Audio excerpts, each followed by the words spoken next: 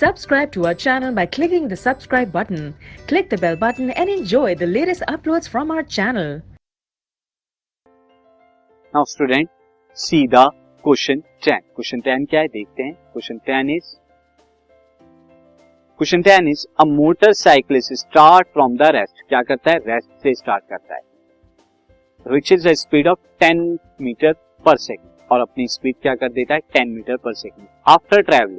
After travelling with uniform acceleration of 5 second.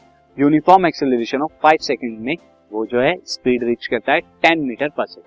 What is acceleration? हमें बताना है कि उसका एक्सेलरेशन क्या होता है. इस केस में स्टूडेंट एक्सेलरेशन हमारा क्या होता है? अगर हम बात करें एक्सेलरेशन की, एक्सेलरेशन होता है student with velocity upon time.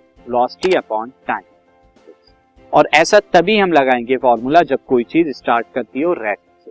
Now अब यहाँ पे वेलोसिटी कितनी है? वेलोसिटी हमारी है 10 मीटर पर सेकेंड. टाइम कितना है? 5. तो ये कितना आ जाएगा? 2 मीटर पर सेकेंड स्क्वायर. ये क्या आ जाएगा? Acceleration of body.